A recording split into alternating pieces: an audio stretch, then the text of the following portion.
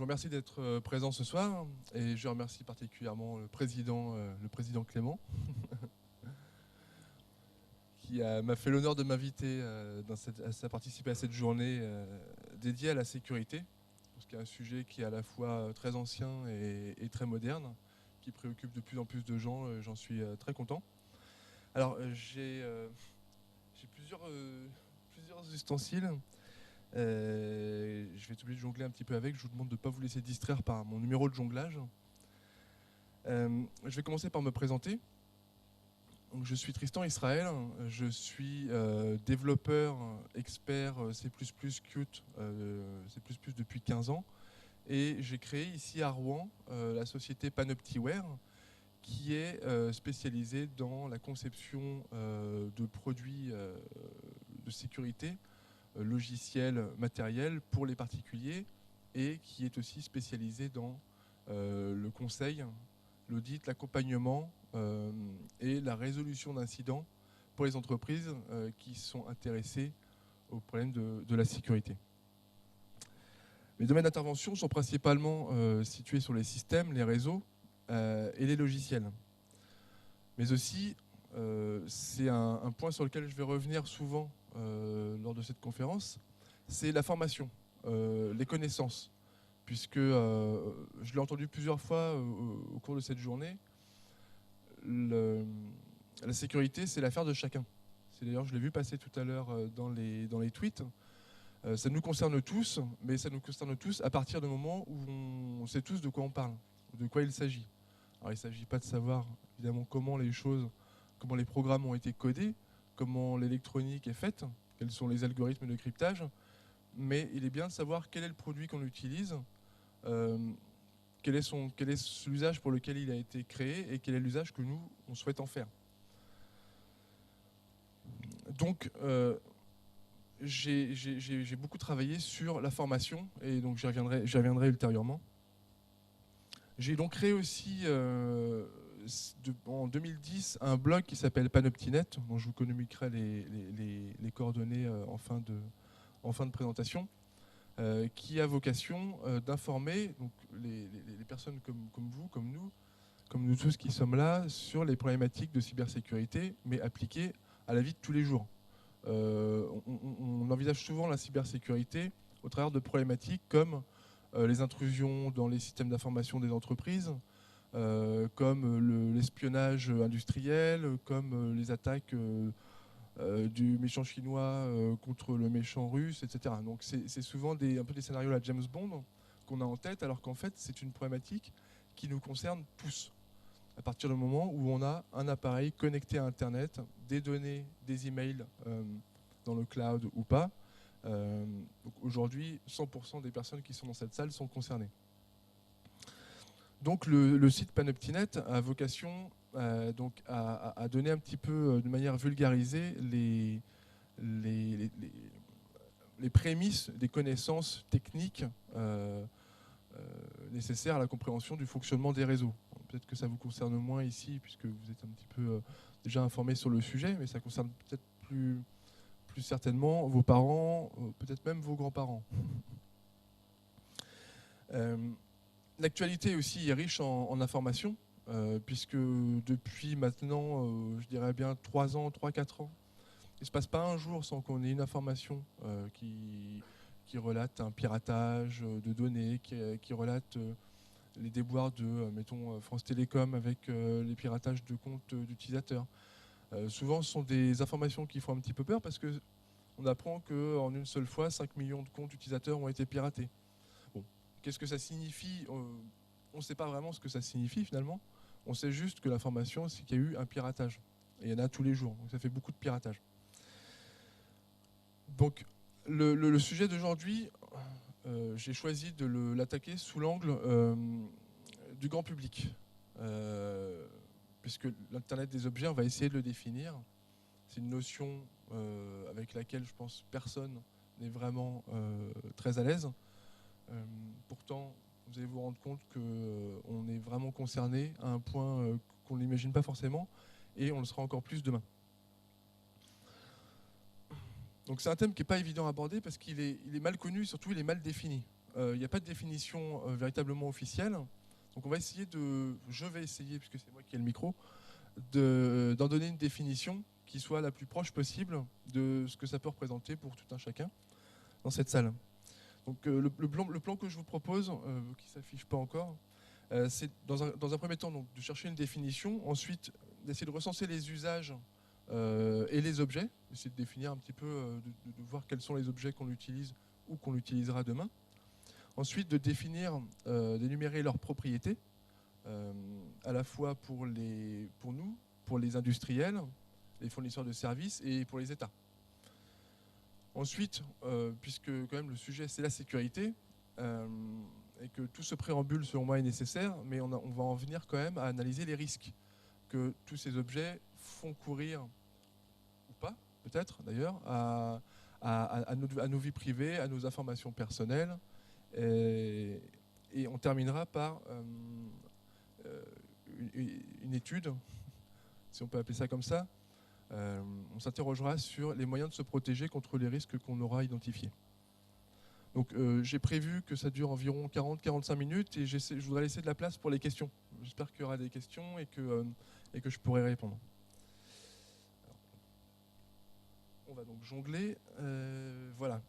La problématique que je pose ici, c'est de savoir quelle attitude il faut qu'on adopte aujourd'hui et à l'avenir face aux objets connectés. C'est-à-dire, est-ce qu'il faut en avoir peur ou est-ce qu'il faut avoir confiance dans ces objets?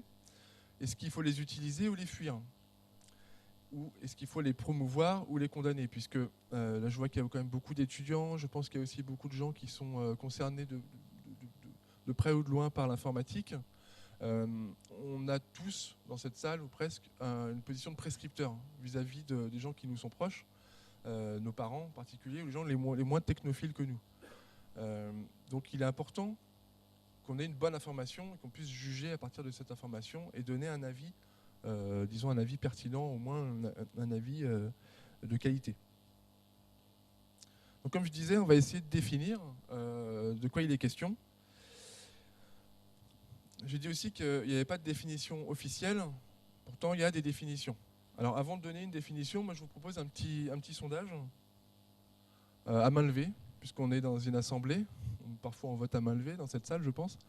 Combien d'entre vous pensent posséder actuellement sur eux ou chez eux un objet connecté? Il y a du monde, d'accord, très bien. On va voir comment ça évolue à la lumière de différentes définitions que je vais donner. Donc, une première tentative de définition, excusez-moi, je fais un peu vite. Une première tentative de définition, ça serait une définition intuitive. Un appareil électronique donc, qui serait connecté à Internet. Voilà. Ça pourrait être une montre, une télévision, une lampe, parce que maintenant il y a des lampes connectées à Internet, une voiture, une cafetière, un réfrigérateur, il y a des exemples, il y en a beaucoup. Est-ce que ça inclut un PC? Est-ce que ça inclut un smartphone? Je ne vais pas répondre à la question tout de suite, je la pose. On pourrait penser qu'un objet connecté est simplement un objet électronique, donc n'importe lequel, mais qui soit connecté à Internet ou à un réseau, et d'une manière ou d'une autre, qui soit capable d'échanger des données avec des serveurs ou d'autres objets. Ça, c'est pour, disons, la définition intuitive. Maintenant, si on attaque une première définition qui a été donnée par des gens très sérieux, qui sont Pierre-Jean Bengozi, Sylvain Bureau et Françoise Massy-Foléa, qui sont des experts qui ont été consultés par la Commission européenne, si je ne dis pas de bêtises, et qui ont proposé cette définition. Alors, je vais la lire. Ne vous inquiétez pas, on va essayer de la décortiquer un petit peu ensuite. Donc, l'Internet des objets est un réseau de réseaux qui permet, via des systèmes d'identification électronique normalisés et unifiés, et des dispositifs mobiles sans fil, d'identifier directement et sans ambiguïté des entités numériques et des objets physiques, et ainsi de pouvoir récupérer, stocker, transférer et traiter sans discontinuité entre les mondes physiques et virtuels les données s'y rattachant. Bon. On va essayer de rentrer un petit peu dans le détail, puisque comme c'est une définition qui est importante, c'est une définition qui est souvent reprise, il me semble qu'elle recèle quand même beaucoup de notions importantes, qui vont nous aider à définir ce qu'est l'objet connecté en question. Donc les mots-clés que moi j'ai retenus principalement, c'est l'Internet des objets, c'est un réseau de réseaux. Un réseau de réseaux, c'est la définition même d'Internet. Donc une extension d'Internet ou quelque chose qui soit comparable à Internet. que vous le savez sans doute, Internet, c'est un réseau qui relie des routeurs. Ce sont des routeurs qui communiquent entre eux. Là, si on considère que le réseau, si on considère cette notion de réseau, voilà, on considère que c'est dans Internet. Donc ce réseau de réseau, il permet, via des systèmes d'identification, ce mot est important, l'identification électronique normalisée et unifiée, et donc des dispositifs mobiles sans fil, ça suppose qu'il y a du nomadisme dans l'histoire, d'identifier à nouveau directement et sans ambiguïté, donc on identifie de manière unique. Ça, c'est une notion qui est extrêmement importante, qui est au cœur des objets connectés. Sans ambiguïté, donc des entités numériques et des objets physiques. On introduit un lien donc entre le réel et le virtuel. Et ainsi de pouvoir récupérer, stocker, transférer et traiter sans discontinuité entre les mondes physiques et virtuels. Donc finalement, le lien entre le physique et le virtuel, il devient fusion entre le physique et le virtuel. Alors, on reviendra sur ces notions de physique et virtuel ensuite. Les données s'y rattachant. Alors les données, qu'est-ce que c'est? Alors les données, on verra plus tard ce que c'est. On en a parlé d'ailleurs depuis ce matin à plusieurs reprises, notamment dans la conférence sur le Big Data. Les données, ce sont des données. Point. Comme a dit mon collègue de la conférence de 11h, mais j'ai oublié son nom malheureusement, il est question principalement de stocker des données pour en disposer et décider ce qu'on va en faire plus tard. Donc, le stockage des données, les données en question, elles vont dépendre de l'appareil qu'on va utiliser. Les données envoyées, collectées par une montre ne vont pas être les mêmes que celles connectées par une paire de chaussures. Ça va de soi. Quoi qu'il en soit, cette définition, pour ceux qui auront réussi à la comprendre en moins de 2 minutes, elle évoque un petit peu la matrice. Si on s'arrête à ce qu'elle laisse penser. On peut comprendre, excusez-moi, je vais trop vite. On peut comprendre donc, que les objets sont connectés, ils ont une identité, pratiquement un nom. Ils sont connectés sans fil, donc possiblement partout. Ils sont uniques. Ils font le lien entre le physique et le virtuel. Ils font même une fusion entre l'un et l'autre. Ils collectent des données et les transmettent. On en revient un petit peu à cette logique d'espion, mais mon objectif n'est pas de vous faire peur, au contraire, il est de vous rassurer. Donc je vais arrêter un petit peu avec la terminologie qui fait peur. Et on va entrer maintenant dans ce que sont les objets connectés sur le marché et ce qu'ils seront à l'avenir. Selon le cabinet Gartner, en 2003, il n'y avait pour ainsi dire pas d'objets connectés. Il n'y a pas de légende, tiens, elle ne s'affiche pas, donc je vais vous la donner. Les barres bleues foncées représentent le nombre d'humains sur Terre et les barres bleues claires représentent le nombre d'objets connectés. En 2015, c'est-à-dire donc l'année prochaine, on prévoit qu'il y aura un peu plus de 2 fois plus d'objets connectés que d'humains. Et en 2020, c'est carrément 3,5 fois plus d'objets connectés que d'humains. C'est une croissance très importante d'une part, et dans les pays riches, ça peut représenter entre 50 et 100 objets connectés par personne à terme. Toujours selon les études analysées. Donc à ce stade, on n'en sait pas beaucoup plus sur les objets connectés. Je vous repose la question du sondage. Est-ce que personne n'a changé? Qui aurait changé d'avis depuis tout à l'heure sur le fait qu'il a un objet connecté? Pour l'instant, personne. Tant mieux. Donc j'ai fait mon petit sondage. Alors, on va essayer d'introduire encore quelques nouvelles définitions, histoire de couvrir un petit peu le sujet, et puis après, on verra si on a une définition qui nous satisfait et qui a permis de ne pas vous faire changer d'avis. Donc la croissance de l'Internet des objets est telle que, dans certains cas, on va l'appeler l'Internet de tout, the Internet of Everything. Et donc, est-ce qu'ils sont vraiment partout? Qu'est-ce qu'ils sont? À quoi ils servent? Moi, je propose une autre définition qui est peut-être plus naïve, mais qui a peut-être le mérite d'être plus proche de ce qu'on peut intuitivement imaginer. Ça va être un ensemble d'objets qui collectent des données, qui communiquent entre eux, et surtout avec un serveur de données.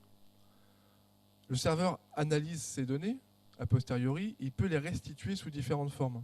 On a eu un petit peu l'évocation de ce concept ce matin avec le Big Data, où effectivement, le Big Data il dispose déjà des données, et il les restitue. Il les restitue selon différentes manières. À partir du moment où il dispose d'une grande quantité de données, il y a une grande quantité de façons de restituer et d'analyser ces données.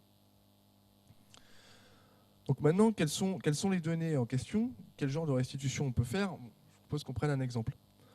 Imaginons que vous possédiez une montre connectée, donc une montre comme la Apple Watch ou les watches de Samsung ou de Sony. Donc vous possédez forcément un smartphone aussi, et vous possédez une paire de chaussures connectées. Donc, première remarque, vous êtes en voie de cybernétisation, a priori, avec autant d'objets connectés sur vous. Mais ça pourrait être pire.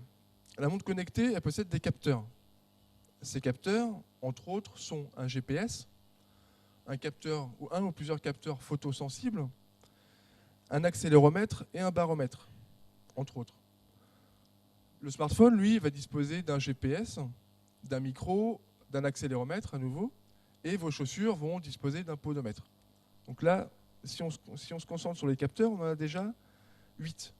8 capteurs avec 3 objets. Ça représente un certain nombre d'informations collectables, entre autres les pulsations de votre cœur, la position GPS, votre position GPS, votre vitesse de déplacement, votre voix ou les sons environnants, et le nombre de pas que vous avez parcourus sur toute partie de votre parcours.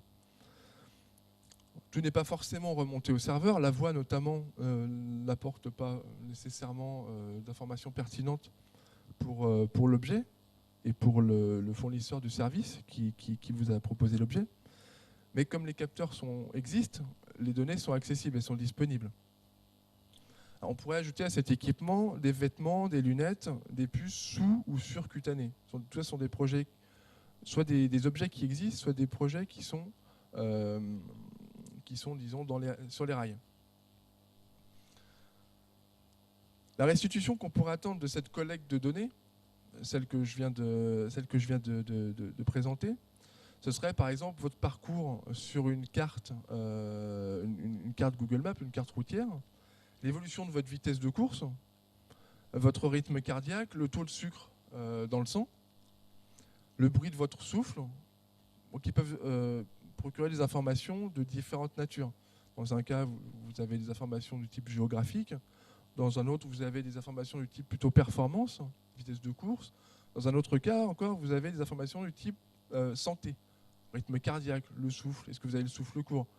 Un médecin qui vous écouterait ou qui consulterait ces données pourrait se dire attention, là il y a un risque, la personne est en surchauffe, son organisme est en surchauffe. Donc voilà, compte tenu de la quantité d'informations sur cet exemple, qui est un exemple finalement assez simple, puisque c'est une montre, un smartphone et une paire de chaussures. On est loin des 50 à 100 objets par personne qui ont été prévus par les études. Maintenant, si on revient un petit peu sur les définitions précédentes, moi ce que je retiens, c'est que c'est un objet indescriptible, puisque c'est pas un objet, ce sont plusieurs objets qui ont finalement peu de fonctionnalités, qui possèdent chacun peu de capteurs, d'où le grand nombre d'objets qu'il va falloir pour récolter un grand nombre d'informations. Ils se connectent facilement et sans fil, collectent des données physiques et biométriques et d'autres types de données, il les transmet à un serveur. Et surtout, il identifie précisément une personne ou un autre objet. Donc une personne, ça va être le possesseur ou le porteur de l'objet en question, ou l'autre objet, ça peut être, dans le cas de la domotique par exemple, une chaudière, une prise de courant. Mais tout cela, chaque objet est identifiable parmi tous les autres. Ça, c'est la notion fondamentale, la notion centrale, disons, de l'Internet des objets. Je vais reposer une dernière fois ma question. Je crois que c'est la dernière fois que je vous la pose. Est-ce que parmi vous, des personnes auraient changé d'avis sur votre possession d'un objet connecté? Tout le monde reste... Bon, très bien. On va avancer un petit peu encore dans les notions, puisque ça a été principalement les sujets abordés depuis le début de la journée. On a beaucoup parlé d'infrastructures, de données, de stockage de données, de restitution des données. compte tenu de la définition que j'ai essayé d'en donner, rares sont les objets qui sont en mesure de stocker eux-mêmes les informations qu'ils récoltent. C'est pas dans leur nature, c'est pas vraiment la fonction qu'on attend d'eux. On les considère principalement comme des capteurs qui vont remonter à un serveur les informations qu'ils vont collecter. Comme ça a été dit ce matin, c'est vraiment l'information brute qui intéresse aujourd'hui. L'analyse de l'information au niveau du capteur ou de l'objet connecté est source de restrictions et peut-être peut contrarier un projet d'analyse plus poussé si on avait envoyé, expédié sur le serveur toutes les données telles qu'on les a collectées. Donc elles sont stockées dans le cloud. Donc big data, cloud, nous voilà avec deux nouveaux gros mots, mais que maintenant vous connaissez bien, vous maîtrisez bien, puisque on vous les a expliqués en long, en large et en travers toute la journée. Moi j'arrive avec deux définitions très simples, j'espère pas trouver de contradiction sur ces définitions. Je considère, à l'aune de ce qui a été dit, et puis surtout à l'aune de cette définition des objets connectés, encore une fois pour les particuliers, le cloud, donc ça va être un ensemble de services et de serveurs à géométrie variable, donc évolutifs en taille et en fonctionnalité. Donc, ça va être une infrastructure qui va s'adapter aux besoins, au nombre d'objets connectés, aux besoins du fournisseur de services, aux besoins des clients. Le big data, ça va être un très grand ensemble de données, une très grande quantité de données, d'informations, maintenant en général brutes, comme ça a été dit déjà plusieurs fois, qui sont disponibles pour être analysées et restituées. Puisque, a priori, dans tout travail de conception logicielle, quand on crée un logiciel et qu'on stocke des données, ce n'est pas pour le plaisir de les stocker, c'est plutôt pour le plaisir de les restituer. On peut supposer donc, le big data est très lié aux objets connectés, pour la simple raison que plus on a d'objets connectés, plus on a de données collectées et plus on a de données stockées. Donc ça suppose de les stocker d'une certaine manière, d'être capable de les conserver, surtout d'être capable de les restituer de manière efficace et très rapide. Je ne reviendrai pas du tout sur les infrastructures, sur le big data, sur le cloud, tout ça a été très bien fait avant moi. Maintenant, ce qui m'intéresse de vous présenter, c'est ce qu'on fait avec ces objets, ce qu'on peut faire. C'est tout le fond du problème. Et c'est le réel enjeu des objets connectés. Et étant donné leur jeunesse, c'est-à-dire que le marché est assez jeune, ça explique aussi la très forte croissance qu'il subira principalement ces prochaines années. En ce moment, les services de R&D des entreprises et des États, d'ailleurs, planchent sur beaucoup de projets innovants qui vont arriver à l'avenir dans des domaines qui sont très différents les uns des autres et qui parfois peuvent être surprenants. J'ai quelques exemples. Aujourd'hui, ce qu'on a, je vais prendre mon iPad. Peut-être certains d'entre vous connaissent déjà le Nabastag, qui est un des plus vieux objets connectés. Non, peut-être vous êtes trop jeune pour certains. C'était un petit lapin blanc qui pouvait changer de couleur, qu'on posait sur son bureau et qui était connecté à Internet, qui était capable de relever vos emails, par exemple, de vous dire que vous avez un nouvel email, de vous en donner le contenu. Il pouvait afficher des couleurs, faire apparaître la météo. Bon, je ne sais plus exactement toutes les fonctionnalités qu'il avait. Moi, je classe cet objet dans la catégorie, c'est une catégorie que j'ai inventée pour l'occasion, des objets qui communiquent du virtuel vers le réel. En l'occurrence, il vous donne des informations qui sortent d'Internet, qui sont dans Internet, il vous les envoie à vous. Après, on a un autre, dans le style, un autre objet que j'ai vu hier, qui s'appelle Pepper. C'est un humanoïde émotionnel. Bon, je pense que la définition est... Enfin, pas besoin de donner de définition pour ce type d'objet, c'est comparable au Nabastag. Après, il y a d'autres objets, d'autres types d'objets, comme le Go Glove, que j'ai relevé, qui sert à piloter son smartphone sans avoir à sortir le smartphone de sa poche, grâce à un jeu de mouvements de doigts, comme ça, et qui, pour moi, est à classer dans la catégorie des objets qui communiquent avec d'autres objets, qui interagissent avec d'autres objets. J'ai relevé aussi le collier lumineux Neclumi, qui est piloté avec le smartphone et qui donc se met autour du cou, principalement des femmes, je ne sais pas exactement pourquoi d'ailleurs. Tout ce que je peux vous dire, c'est qu'il change de couleur. Bedit, c'est un autre objet qui, lui, est un capteur pour matelas. Il surveille la qualité de votre sommeil. Alors, je le classe dans la catégorie des objets qui collectent des données dans le réel et qui les mettent dans le virtuel. Les Google Glass, ou les autres lunettes connectées, puisque j'ai cru comprendre que les Google Glass vivaient leurs derniers instants, proposent des fonctionnalités comme la réalité augmentée, qui peuvent par exemple apporter de l'aide aux personnes malvoyantes ou fournir des informations en direct sur des itinéraires, que sais-je. Enfin, là c'est un travail d'innovation qui est à faire par les développeurs, par les designers. Moi, je classe cet objet dans la catégorie des objets qui communiquent du réel vers le réel. Alors, c'est assez paradoxal parce que normalement, on devrait avoir dans la boucle le big data. On devrait avoir dans la boucle le cloud. Les données devraient être captées par l'objet, envoyées dans Internet et revenir sur un autre objet. En l'occurrence, c'est ce qui se passe. Mais quand on décrit la fonctionnalité, on se rend bien compte que finalement, faire communiquer un objet avec un autre, quand ils sont espacés de 20 cm, intuitivement, ça ne nécessite pas qu'on envoie les données dans Internet. Donc je reste sur cette logique, cette catégorie du réel vers le réel. Il m'en reste encore deux exemples. Il y en a un qui s'appelle Jumpy. C'est une montre connectée qui sert, alors j'étais un petit peu cruel, j'ai noté que ça servait à enchaîner les enfants.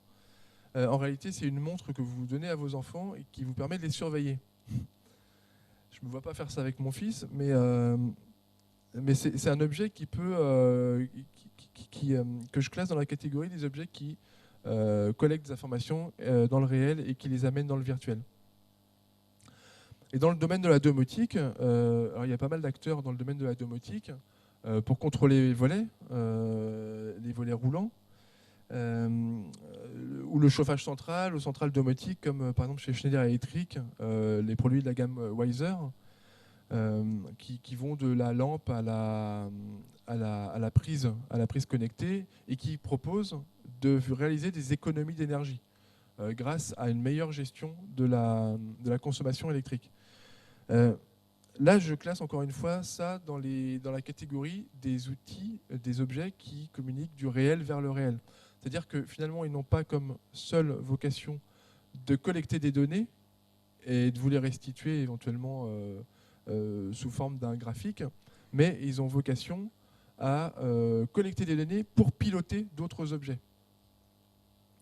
Voilà. Après, pêle-mêle, très rapidement, parce que je ne vais pas vous imposer la litanie des objets connectés, il y en a tellement, et surtout il y a tellement de projets en cours, je vous laisserai découvrir ça vous-même. La valise connectée, par exemple, qui vous permettra de vous dire quand elle a été perdue et vous dira hey, « oh, je suis là ». Le Foobot, qui mesure la qualité de l'air intérieur. Le Stop Sleep, qui vous permet de ne pas vous endormir au volant. Ça peut être une bonne chose. La brosse à dents connectée, qui aide à mieux se laver les dents. Et la fourchette connectée, qui aide à manger moins vite.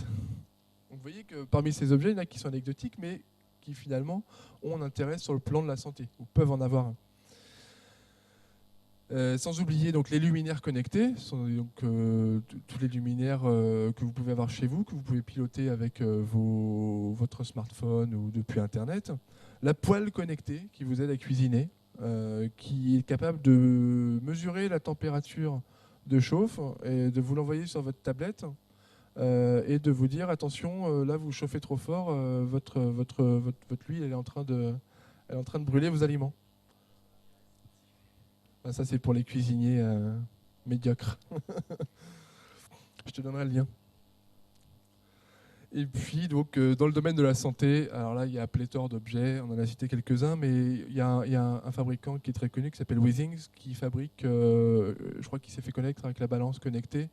Donc, c'est encore une fois, il s'agit de collecter des informations, en l'occurrence votre poids, votre masse, et de la transmettre à votre.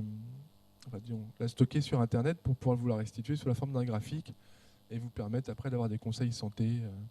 Ce qui peut être intéressant dans la mesure où vous l'utilisez avec un autre objet. Et c'est là qu'on voit que les vrais usages des objets connectés résident dans l'interaction ou les interactions qu'il peut y avoir entre eux. La balance va être intéressante si vous la couplez par exemple à un podomètre qui vont tous les deux vous aider à établir un profil de sportif ou d'apprenti sportif dans le cadre d'un régime amaigrissant, mettons, et qui, couplé à la poêle connectée, va vous permettre de à la fois contrôler la manière dont vous cuisez vos aliments, dont on sait que maintenant ça peut avoir un impact sur la santé, et vous dire attention, vous ne faites pas de sport, vous mangez trop gras, et puis en plus, vous prenez du poids. Donc tout ça, vous voyez qu'il faut déjà 3 objets connectés. On se rapproche des 50 que j'ai mentionné tout à l'heure.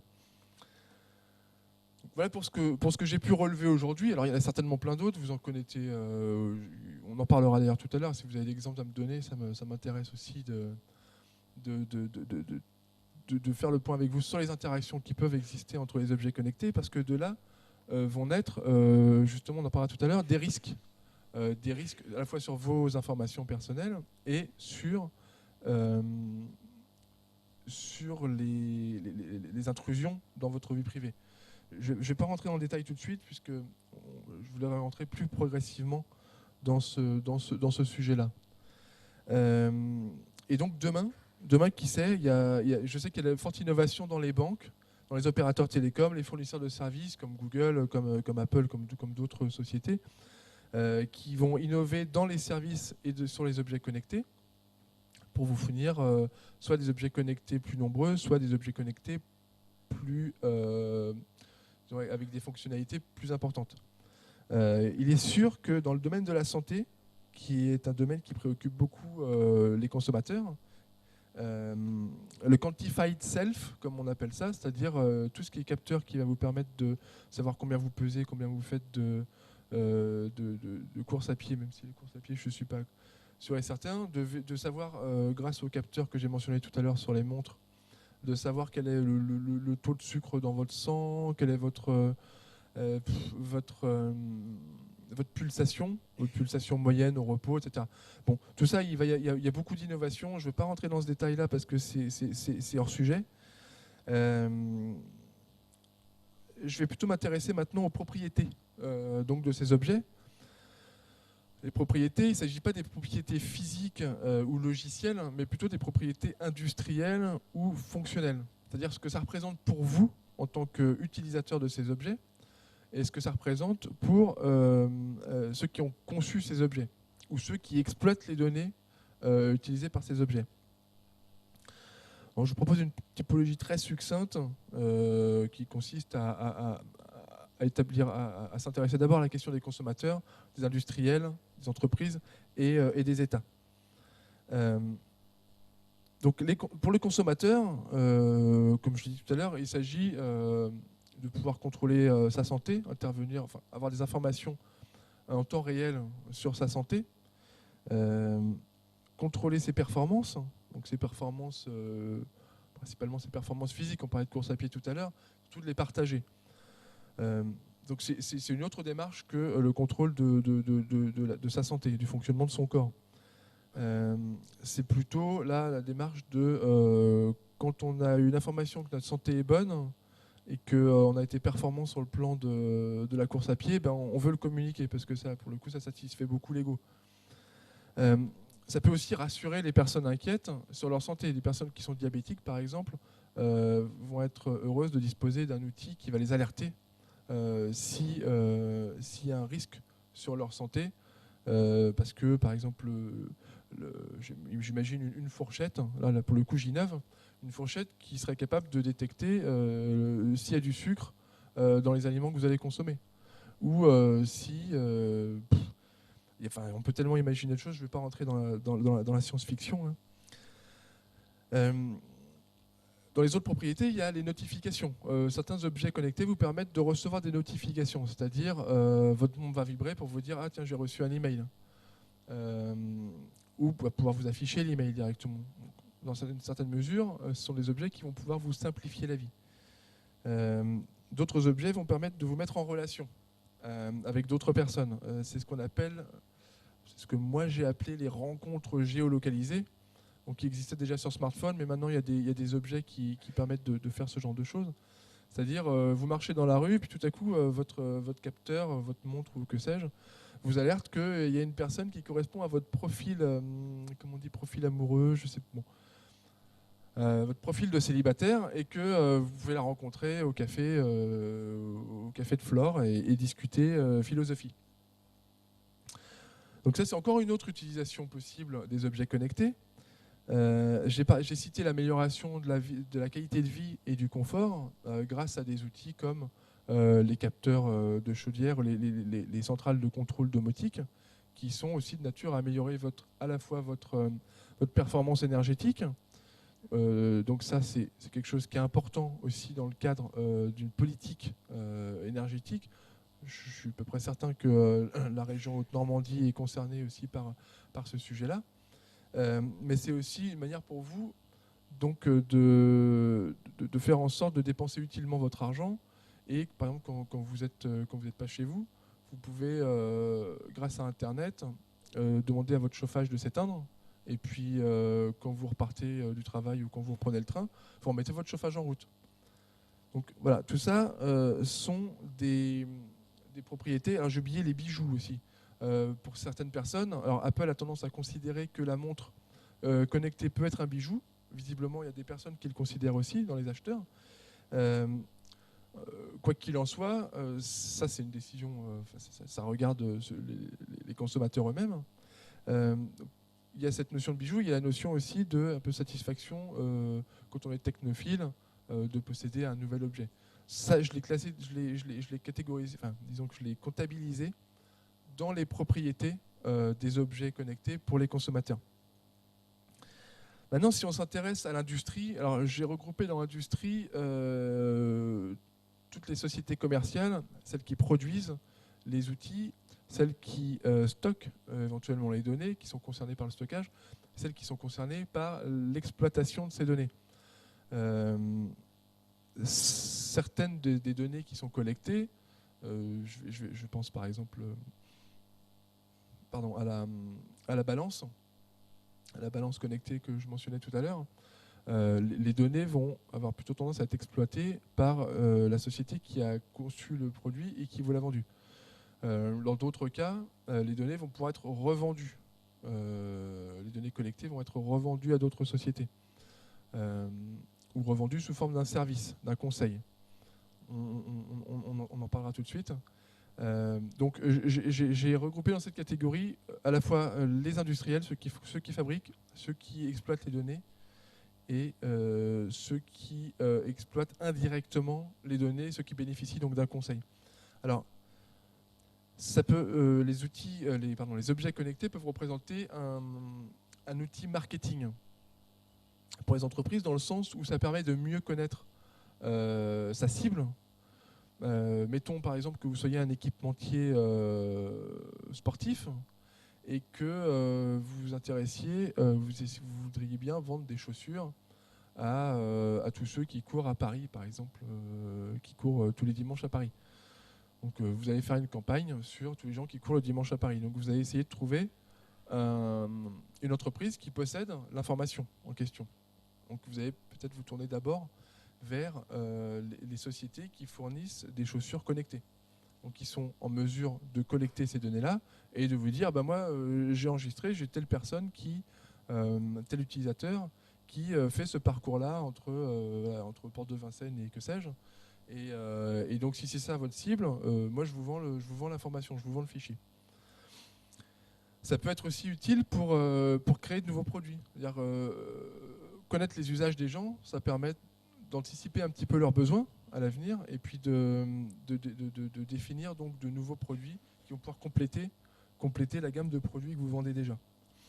Et pour les besoins publicitaires, proposer le bon produit au bon moment, avec notamment l'aide des beacons par exemple, qui ont été popularisés par Apple récemment, qui vous permettent qui permettent notamment aux entreprises, aux commerçants principalement, de pouvoir proposer une promotion instantanée à un client, qui serait pas un client, qui serait plutôt un prospect, qui déambulerait devant sa boutique. Et donc ce prospect-là recevrait une notification, monsieur, vous bénéficiez, ou madame, vous bénéficiez de 50% de réduction sur un produit, un produit en magasin. Voilà pour les industriels et les commerçants et les entreprises. Une partie, puisque je n'ai pas voulu trop me concentrer sur ce point-là, une partie des propriétés que peuvent avoir les objets connectés pour eux. Maintenant, pour les États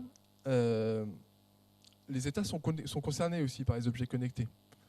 D'une part parce que, d'une manière ou d'une autre, ça a été évoqué aussi ce matin, les États sont obligés de légiférer sur la question pour garantir la protection à la fois des données, de la vie privée des personnes, et s'assurer que les prestataires de services industriels et les consommateurs eux-mêmes font bon usage des données. Donc il y a un cadre législatif qui est défini, mais au-delà de ça, on peut imaginer que ça pourrait représenter, sans aller dans un nouveau scénario Snowden, mais malgré tout, ça va vous évoquer ça dans une certaine mesure, les objets connectés, comme les smartphones déjà aujourd'hui, peuvent représenter dans certains cas, avec l'aval de la justice, un moyen de surveiller des personnes à risque.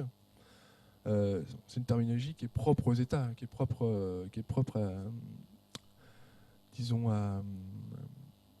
peut-être à une logique de lutte contre la criminalité.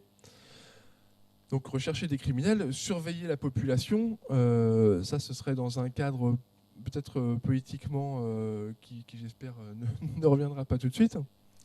Mais dans un domaine peut-être plus agréable à entendre, sert aussi à prévenir les risques et à faire de la prospective, dans le cadre par exemple d'une politique d'aménagement du territoire.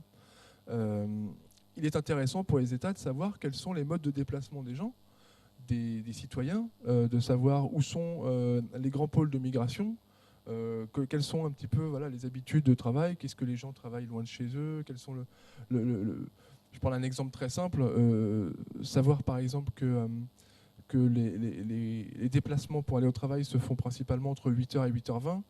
C'est très important quand on doit construire une rocade ou quand on doit ajouter une troisième voie, par exemple, à une route existante. Donc voilà, pour les États, les objets connectés ont aussi des propriétés et une certaine valeur. Maintenant, ce qui est intéressant, et surtout ce qui m'amène devant vous, c'est à vous parler des risques. Je pense qu'il était important d'essayer de définir un petit peu ce qu'étaient les objets connectés, leurs usages, leurs propriétés, pour essayer d'anticiper les risques qui peuvent faire courir sur quelque chose qui est encore à définir, justement. Donc, j'avais dit que je ne parlais pas trop des entreprises, mais quand même, mine de rien, dans les entreprises, il y a des individus, il y a des particuliers, il y a des consommateurs. Donc, le consommateur, quand il est mettons, cadre d'une entreprise et qu'il va assister à une réunion, il y va peut-être avec un smartphone, avec une chemise connectée, une montre connectée et différents autres objets connectés, qui sont tous pourvus de capteurs. Et ces capteurs donnent différents types d'informations. Ça peut être une géolocalisation. Parfois, ça peut être, ça peut être du son, simplement. ou des informations qui sont censées être confidentielles, disons qui sont à protéger, qui sont de l'ordre du secret industriel, qui sont de l'ordre du secret pour l'entreprise. Est-ce que la personne va penser à désactiver ces capteurs? Est-ce qu'elle en a la possibilité? C'est une question. Ceci dit, ça constitue éventuellement un risque. Lorsque vous, par exemple, vous avez une montre connectée ou un smartphone connecté, que vous publiez sur Internet votre position GPS, que vous partez à l'étranger pendant 3 semaines, est-ce que vous pensez à désactiver la géolocalisation? Si vous ne le faites pas, vous informez différentes personnes, et c'est là qu'on va voir qu'il y a un enjeu aussi sur ce type de données. Vous informez de votre l'absence de votre domicile, par exemple. Alors, pour certaines personnes, elles le font directement sur Facebook, ce qui facilite beaucoup les choses pour les cambrioleurs, mais ça, c'est une chose à laquelle on ne va pas forcément penser. On se dit, bah oui, je suis là, et je ne suis pas ailleurs, c'est évident. Mais pour autant, ça reste une information. L'information est « je ne suis pas chez moi ».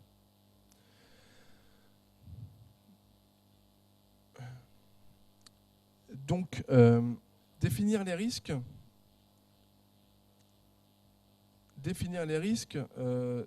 c'est quelque chose c'est une démarche qui est un peu individuelle, puisqu'il n'y a pas de risque universel. Le périmètre, les enjeux diffèrent d'un individu à l'autre, et quand on réalise un audit dans une entreprise, un audit de sécurité, on doit définir le périmètre. Définir un risque, c'est définir d'abord les enjeux, donc pour l'entreprise dans laquelle on va. C'est ça qui est très difficile. Il est très difficile. On ne peut pas reprendre exactement selon les mêmes termes une étude qui a été faite précédemment, parce que les enjeux ne vont pas être les mêmes. Ça ne peut pas être le même marché, peut-être. Ça ne va pas être les mêmes équipements, le même fonctionnement, la même organisation. Donc, à partir de ces enjeux qu'on a définis, on définit des menaces. On liste les menaces qui peuvent peser sur ces enjeux. Et puis à la fin, on étudie la probabilité que ces menaces se produisent réellement. Par exemple, est-ce que j'ai une chance sur 1 million qu'on découvre mon mot de passe, ou est-ce que j'en ai une chance sur 10? On va plutôt parler de risque d'ailleurs dans ce cas-là. Donc ça, c'est la méthodologie qu'on emploie. Et je pense qu'il faut faire la même chose dans le cas des objets connectés. Donc si on reprend un petit peu les domaines d'action dont on a parlé tout à l'heure, dans le cadre de la santé, les données connectées, donc les enjeux, on va dire, portent sur la santé, puisqu'on collecte par exemple les pulsations, la couleur de peau, éventuellement d'autres informations. Sur la vie privée, on va collecter la position GPS, des conversations éventuellement. Il y a des emails qui transitent par les objets connectés, des messages personnels, de la publicité. Dans le domaine de l'assistance à la personne, j'ai mentionné tout à l'heure la possibilité d'aider les malvoyants. Ça peut être par exemple informer une personne qu'elle peut traverser parce que le feu est rouge, en imaginant que les feux puissent communiquer avec les objets connectés et que tout ça interagisse correctement. Un autre usage pourrait être tout simplement la prescription de médicaments ou l'aide à la prescription de médicaments dans un cadre défini, qui sera forcément défini par la loi, et de manière à réduire les risques au minimum. Et le dernier domaine que je voulais aborder, c'était celui de la surveillance. Donc, on a parlé de la surveillance des enfants tout à l'heure. Il est plus courant quand même de surveiller sa maison grâce à une webcam ou grâce à des capteurs de présence. Maintenant, quelles sont les menaces qui peuvent peser sur chacun de ces domaines-là? Dans le domaine de la santé, c'est bien entendu le vol des données. On verra tout à l'heure comment ce vol peut intervenir. Mais dans le domaine de la surveillance, on peut aussi envisager que quand vous espionnez vos enfants, pardon, je ne devrais pas employer ce terme-là, quand vous êtes informé sur la géolocalisation de vos enfants, d'autres peuvent être informés aussi à partir du moment où ils arrivent à obtenir un accès à l'information. C'est encore une fois, c'est quelque chose sur lequel on va revenir. Dans le domaine que j'ai parlé tout à l'heure de l'assistance, donc de l'aide à la prise de décision, Le risque, c'est que vous receviez un mauvais conseil. C'est qu'on vous dise vous pouvez traverser alors que le feu est vert. Ou qu'on vous dise on vous envoie dans une mauvaise direction. Ou qu'on vous dise par exemple écoutez, investissez dans ces actions et que en fait vous perdiez beaucoup d'argent. Ça, ce sont des risques. Maintenant, quelle est la probabilité que ça se produise?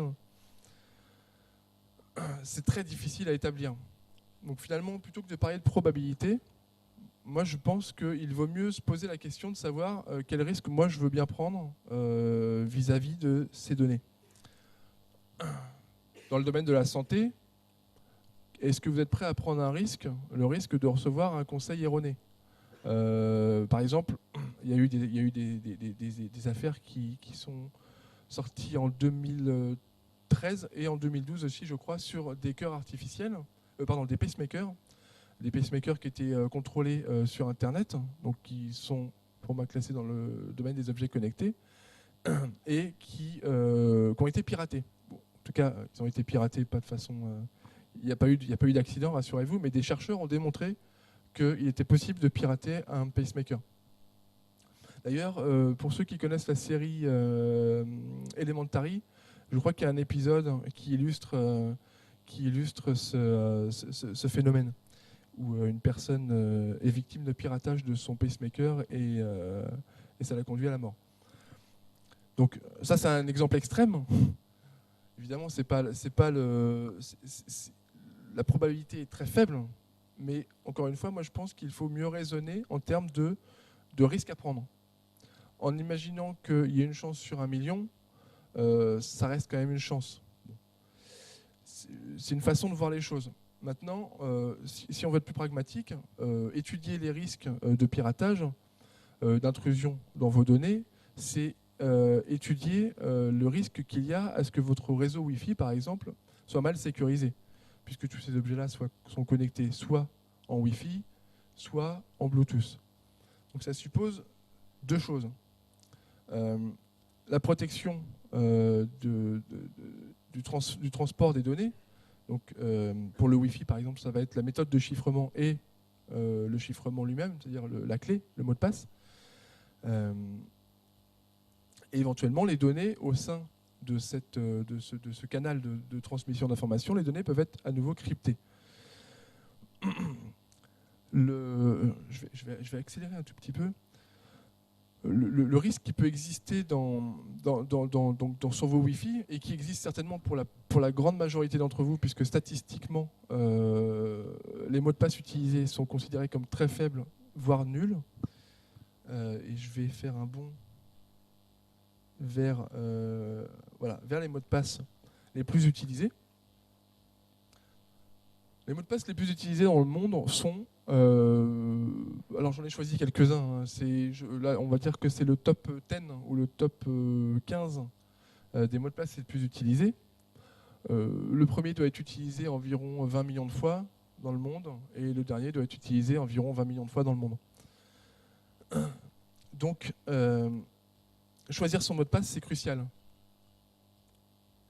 Je voulais prendre 2 minutes pour parler du mot de passe parce que pour moi, la sécurité, qu'elle soit au niveau du Wi-Fi, donc chez vous, au niveau de votre compte d'accès à la restitution des données, c'est-à-dire celui qui va vous permettre de voir le tracé de votre dernière course à pied, ou celui qui va sécuriser les infrastructures de l'entreprise qui stocke vos données,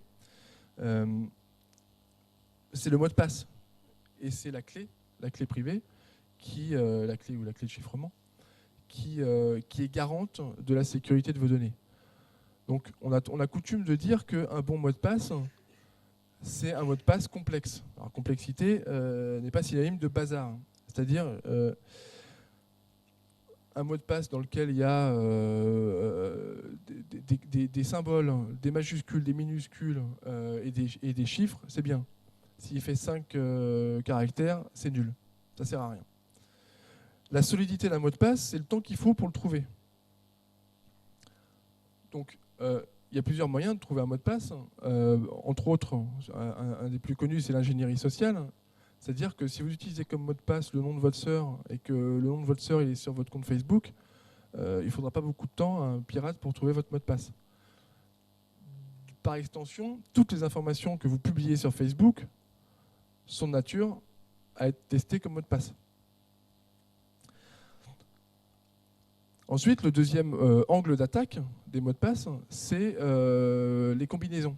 C'est-à-dire, on sait qu'on dispose de chiffres, de symboles, de caractères, et on va tester toutes les combinaisons possibles pour trouver le bon mot de passe. Donc finalement, un bon mot de passe, c'est un mot de passe long. Sauf que les méthodes qu'on emploie habituellement sont des mots de passe qui complexifient inutilement le mot de passe en utilisant des symboles et des caractères. Alors, je vais vous donner un exemple très simple. Par exemple, la phrase de passe « Je m'appelle Tristan Israël » en comptant les espaces et les symboles a une longueur de 29 caractères. Elle est très facile à retenir. Ça représente 10 puissance 120 combinaisons à tester et il faut 10 puissance 48 années pour trouver le mot de passe. Il faut maximum 10 puissance 48 années pour trouver le mot de passe. Le deuxième mot de passe, qui est une méthode très classique que tout le monde utilise très souvent, c'est-à-dire que je remplace des lettres, des chiffres par des lettres par des chiffres. Donc là, en l'occurrence, j'ai remplacé le R par un 4, le S par un 3. Donc ce mot de passe-là ne fait que 8 caractères de longueur. Il n'est pas facile à retenir, parce qu'il faut que je me rappelle que le R, c'est un 4, etc. Où est-ce que j'ai mis le point d'exclamation? Est-ce qu'il est devant ou derrière? C'est seulement 10 puissance 15 combinaisons. Et il faut 3 jours maximum pour le trouver. Donc, sur un réseau Wi-Fi, il suffit que votre voisin fasse tourner un logiciel pendant 3 jours et il trouvera l'accès à votre réseau Wi-Fi. S'il a accès à votre réseau Wi-Fi, il pourra intercepter toutes les données qui circulent sur votre réseau Wi-Fi. Entre autres, les informations qui circulent entre les objets connectés et les serveurs. Modulo, le chiffrement appliqué sur la connexion de données entre l'objet connecté et Internet, qui, bon, il y a différents cas de figure, mais le plus courant est le chiffrement du type SSL, TLS, avec un certificat, et malheureusement, à la fois les implémentations de SSL, je ne parle pas de TLS, c'est SSL, même SSL 3, qui a été récemment banni, enfin récemment, c'est pas si récent que ça, il a été complètement banni par toutes les autorités américaines à cause d'une faiblesse dans le protocole, dans l'algorithme, qui fait qu'on peut finalement, grâce à des techniques comme Man in the Middle, obtenir un accès à la clé et décrypter complètement les informations. Donc il faut considérer, d'une certaine manière, que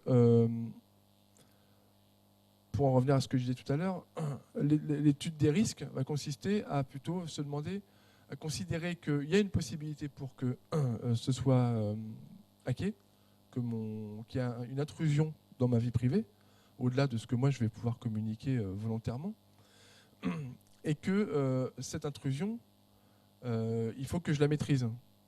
Donc, soit je la diminue en adoptant la phrase de passe, par exemple, en adoptant des mots de passe qui sont véritablement difficiles à trouver, soit, c'est-à-dire c'est pas exclusif, on peut aussi imaginer que peut-être vous passiez de certains objets qui font courir peut-être un risque trop important sur votre vie privée ou sur votre santé éventuellement.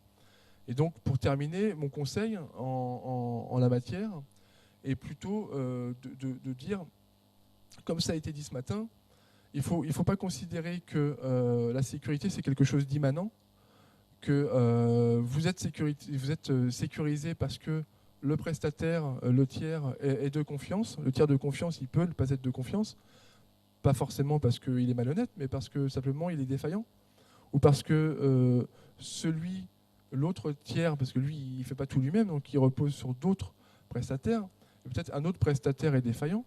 Donc il faut considérer que cette sécurité, elle est aussi votre affaire à vous. Elle est notre affaire à nous tous, et elle nécessite de se poser au minimum les questions sur la manière dont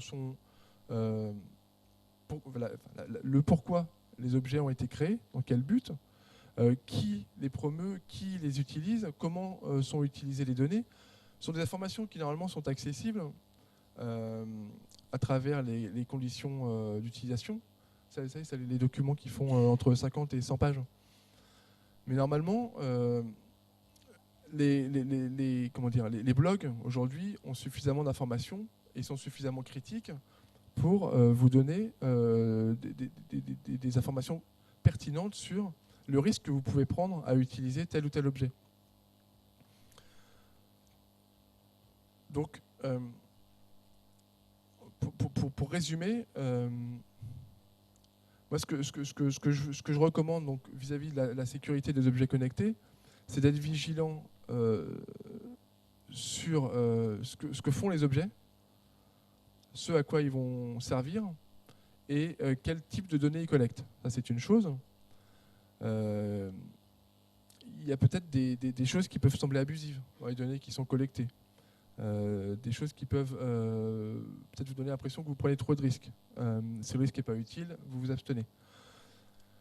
D'autre part, il faut s'interroger donc sur la manière dont vous-même sécurisez l'accès à ces données. Donc l'accès à ces données, comme je disais tout à l'heure, c'est le Wi-Fi. D'une part, c'est le mot de passe que vous mettez sur votre téléphone et c'est le mot de passe que vous utilisez pour protéger l'accès au compte Internet que vous fournit le prestataire, le fournisseur de services. Donc vraiment ce mot de passe est crucial. C'est dommage, je me rends compte que finalement j'avais plus de choses à dire que ce que j'avais laissé entendre au début. D'ailleurs j'ai déjà dépassé le temps, donc je vais arrêter là, j'ai dit l'essentiel. Et donc, tu me confirmes que... Ouais, parce qu'en fait, je voudrais laisser un petit peu de temps pour poser des questions. On va passer à la session des questions pour laisser le temps aux choses de se mettre en place. Donc, je vous invite à poser les questions qui vous intéressent sur le domaine des objets connectés ou plus largement sur le domaine de la sécurité. Il y a des sujets que je n'ai pas pu aborder et que donc peut-être vous aurez... Alors, il y avait déjà une première question sur Twitter qui a été publiée. La question, c'était sécurité des objets connectés. Les élèves du secondaire qui sont équipés de tablettes, alors justement, c'est là où est la question, c'est vrai besoin, gadget ou risque? C'est difficile de répondre en une seule fois à toutes ces questions. Vrai besoin, il ne m'appartient pas de répondre à cette question, à mon avis. Risque, en revanche, on peut considérer qu'il y aurait un risque, a priori, si les enfants stockaient des informations personnelles dans ces tablettes et que l'accès à ces tablettes était mal sécurisé, et qu'en tout état de cause, elles se connectaient à Internet et que la connexion Internet était mal protégée, etc. Pour répondre à cette question, il faut s'intéresser, justement, il faut se poser d'autres questions. Les questions à se poser, en l'occurrence, c'est à quoi servent les tablettes?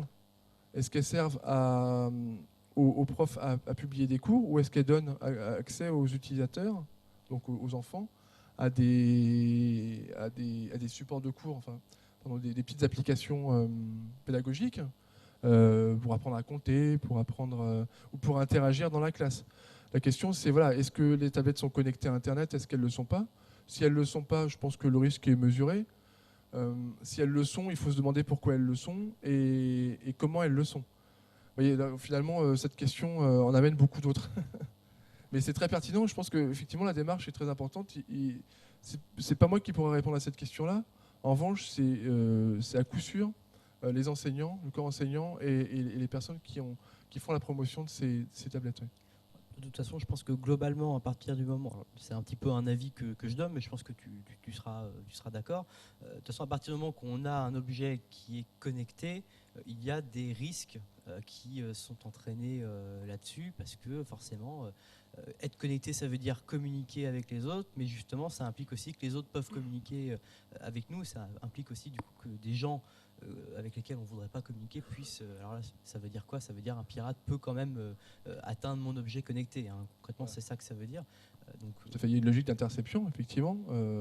Ce qu'on appelle parfois le man in the middle, mais qui n'est pas la seule technique, c'est qu'il faut bien se rendre compte qu'un réseau Wi-Fi, et sa nature, c'est de propager vos informations à grande distance. Alors je dis grande distance parce qu'aujourd'hui, théoriquement, vous pouvez envoyer vos données à pratiquement 2 km. Peut-être que c'est même encore plus maintenant. Je ne sais pas s'il y a des spécialistes du Wi-Fi dans la salle. Donc ce qui maintient vos données, vos informations dont le niveau d'importance vous est propre. Ce qui maintient la sécurité de ces informations, c'est la qualité, encore une fois, du chiffrement. C'est-à-dire que, imaginons une chose, on peut très bien imaginer qu'on enregistre les ondes, les données, on les stocke, on n'est pas capable de les déchiffrer aujourd'hui. Mais quand on aura la puissance de calcul nécessaire pour le faire, ne pas le faire en 10 puissance 43 années, mais que tout à coup, grâce à des nouvelles techniques, des nouveaux algorithmes, on soit capable de le faire en 5 heures ou même en 15 jours, et ben vous aurez enregistré des très grandes quantités de données qu'un jour vous serez capable de décrypter. Parce que vous aurez réussi à un moment donné à trouver la clé. Donc la nature même des communications entre objets, que ce soit le Wi-Fi ou le Bluetooth d'ailleurs, tout ce qui est par les airs, nécessite de la plus grande précaution justement dans la protection, dans le chiffrement. Voilà. Alors juste, je ferai une remarque. Pour ma part, je ne considère pas une tablette comme un objet connecté, puisque par rapport à la définition que j'en ai donnée, au niveau de l'usage, ça implique que la tablette soit connectée pour pouvoir. Voilà, donc ça effectivement, on en revient à la dernière partie de la présentation, qui est finalement la plus importante parce qu'elle s'applique universellement. C'est tout ce qui est connecté à Internet, tout ce qui est en réseau, alors en réseau pas filaire, en réseau sans fil, doit être considéré avec précaution. Est-ce qu'il y a quelques questions dans la salle? Attention. En 3 secondes, je fais... Ah Attends, on a juste donné un micro. Pour revenir au mot de passe, juste une petite remarque, je ne suis pas tout à fait d'accord au niveau de la phrase. Maintenant, il y a des attaques qui sont faites par dictionnaire. Prendre en compte juste le nombre de caractères, ça nous entraîne une certaine durée de décryptage, mais de déchiffrement. Mais si on utilise un dictionnaire avec les mots, là on avait des mots qui étaient utilisés dans la langue française, on peut accélérer le traitement. Vous avez raison. D'ailleurs, c'est un point que je voulais mentionner. J'ai dû un petit peu accélérer, mais vous avez tout à fait raison. Il est très important de mentionner que les attaques par dictionnaire sont parmi les premières techniques utilisées. Ça consiste à utiliser les dictionnaires de différentes langues, français, anglais, espagnol, que sais-je, et de tester tous les mots du dictionnaire pour trouver le mot de passe. Donc, parmi les autres conseils que je dois vous donner, effectivement, c'est de ne jamais utiliser un mot du dictionnaire seul. Maintenant, on pourrait considérer aussi qu'effectivement, une phrase qui serait constituée que de mots du dictionnaire serait dangereuse et que le délai, le temps nécessaire à deviner peut être réduit par l'utilisation de dictionnaires. Alors ça, c'est vrai. Il y a une autre chose qui est importante aussi, c'est qu'il existe d'autres types de dictionnaires. Ce sont les dictionnaires de mots de passe qui ont déjà été piratés. Donc sur mon blog, sur Panoptinet, vous pourrez aller voir, il y a une page qui est consacrée aux mots de passe qui vous permet de tester, de vérifier si votre mot de passe n'est pas dans une base de données de mots de passe piratés. Je ne sais plus, c'est quelque chose que j'ai fait l'année dernière, elle n'est pas à jour, mais elle contient déjà quelque chose peut-être comme 30 millions de mots de passe. Donc testez votre mot de passe dedans et parfois vous trouvez des choses qui sont assez complexes, hein, avec des dièses, des points d'exclamation, etc. Qui sont même parfois de l'ordre de la phrase de passe, mais comme parfois certains sites internet ne sont pas suffisamment bien sécurisés, des pirates peuvent télécharger les bases de données de mots de passe. Donc moi je vous invite à avoir cette démarche. Mon blog n'est pas le seul à fournir ce type de base de données, mais c'est quelque chose que vous devriez faire effectivement, pour aller dans le sens de monsieur. Ouais, tu as cité un certain nombre, et un nombre impressionnant d'équipements et d'usages et d'applications. Tu n'as pas du tout parlé de l'automobile connectée. Est-ce que c'est quelque chose que tu mets à part dans une autre catégorie, ou est-ce que ça fait aussi partie de cette vague d'innovation? Alors, je l'avais mis dans la liste. Je l'ai mis dans la liste parce que je le considère comme un objet connecté à Internet. J'hésite encore si je dois le considérer comme un objet connecté dans le sens où il collecte des données, il les restitue. C'est vrai puisqu'on peut le piloter pour déclencher par exemple la recharge de la batterie ou pour déclencher le chauffage à distance le matin avant de se lever. Donc ça en fait partie. D'ailleurs, Panoptinet a été récemment sollicité pour étudier la question par un journaliste pour étudier la question de la sécurité des véhicules connectés. Donc je serais plutôt pour le faire, mais je ne l'ai pas évoqué dans le sens où ça nous emmène vers d'autres usages encore. Et je passerai bien 2 heures de plus au micro, mais je crois qu'il faut que je cède la place. Oui, il va falloir malheureusement. Merci. Merci Tristan. beaucoup à vous.